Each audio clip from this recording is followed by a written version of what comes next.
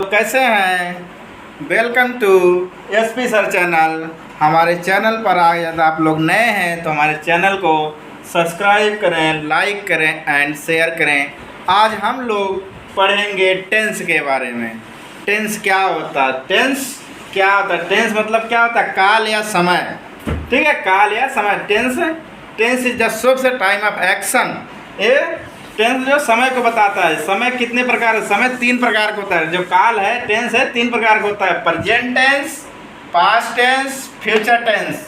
Present tense मतलब होता है वर्तमान काल, जैसे, और पास्ट टेंस मतलब भूतकाल, और फ्यूचर टेंस मतलब फ्यूचर भविष्य काल।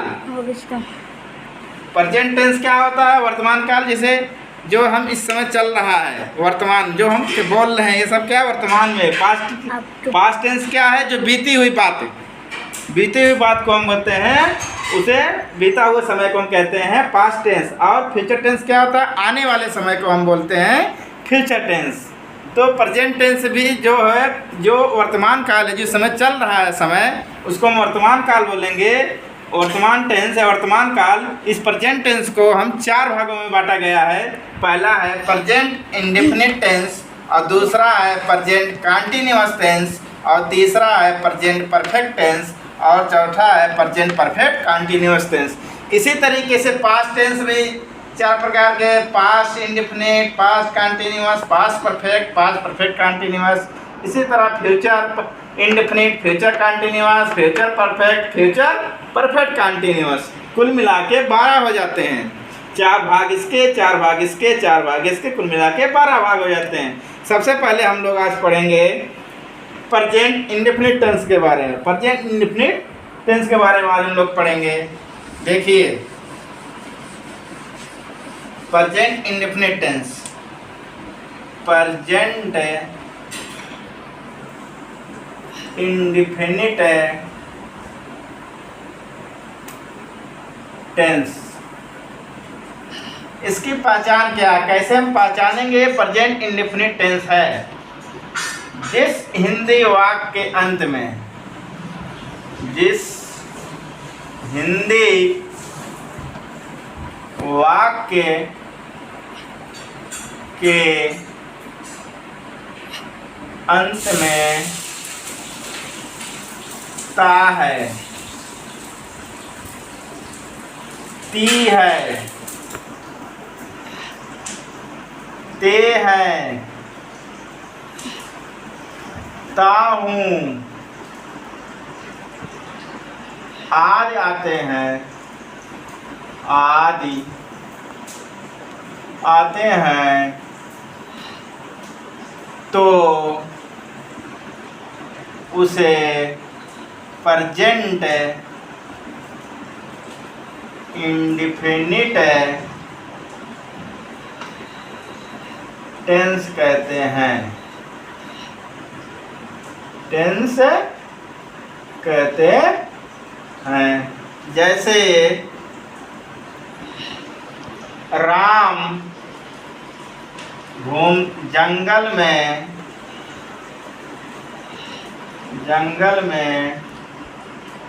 घूमता है। राम जंगल में घूमता है। देखिए, इसके अंत में ता है आया है। इससे हम पहचान जाएंगे कि ये प्रेजेंट इंडेफिनिट टेंस है। हाँ, इसीलिए हमने लिखाया था यहाँ पे ता है, ती है, ते है, ता हूँ। ये अगर शब्द आते हैं अंत में, किसी वाक्य के अंत में, उससे हम पहचान जाएंगे कि ये हमारा क्या है? ये हमारा प्रेजेंट इंडेफिनिट टेंस है। जैसी तरह जैसे वह खेत में दौड़ता है, दौड़ता में ता है आ रहा है, मैं घर जाता हूँ, ता जाता हूँ, अंत में ता हूँ आ रहा है, इसीलिए प्रेजेंट इंडेफिनिट टेंस है। प्रेजेंट इंडेफिनिट टेंस है। अब इसमें 4 वाक्य होते हैं। 4 वाक्य: अफर्मेटिव वाक्य, नेगेटिव वाक्य। जो वाक्य हैं, 4 वाक्य को हम पढ़ते हैं: अफर्मेटिव वाक्य, नेगेटिव वाक्य, इंट्रोगेटिव एंड नेगेटिव वाक्य। सबसे पहले हम लोग पढ़ेंगे अफर्मेटिव वाक्य। सबसे पहले पढ़ेंगे हम लोग अफर्मेटिव वाक्य, अफर्मेटिव सेंटेंस। सबसे पहले हम लोग पढ़ेंगे अफर्मेटिव सेंटेंस। तो इसका रूल है, इसका नियम जो है, इसका जो नियम है फर्स्ट ही सी इट तथा एक वचन कर्ता के साथ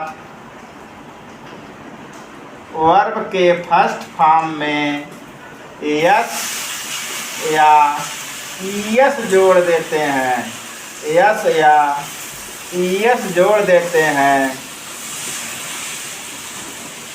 यस या ईएस जोड़ देते हैं। ईएस कहाँ कहाँ जोड़ते हैं? केवल जिस शब्द ईएस, जिस शब्द के अंत में, जिस वर्ड के अंत में, जिस वर्ड के अंत में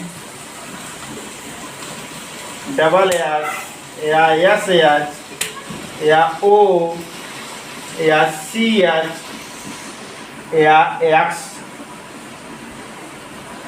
1 2 3 4 5 अगर किसी वर्ड के अंत में आ रहा है तो वहाँ पे ईएस जोड़ेंगे, अन्यथा सभी वर्ड के फर्स्ट फॉर्म में एस ही जोड़ेंगे। केवल इतने ही हैं जिसके वर्ड के अंत में हम क्या जोड़ेंगे? ईएस, अन्यथा सब जगह हम क्या जोड़ेंगे? एस जोड़ेंगे। जैसे इसका रूल बन गया पर सब्जेक्ट, सब्जेक्ट मतलब कर्ता प्लस वर्ब के फर्स्ट फॉर्म में एस या ईएस और प्लस ऑब्जेक्ट,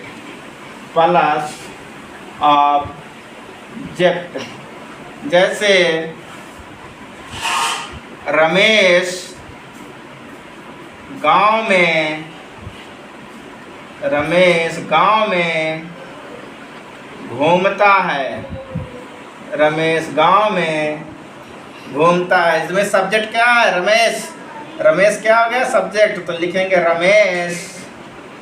इसके बाद इसमें वर्ब क्या? घूमना, घूमने का कार्य कर रहा है। क्रिया क्या है? वर्ब मतलब क्रिया इसमें क्या है? वर्ब। घूमना मतलब किस माने? वाक। इसमें क्या जोड़ेंगे?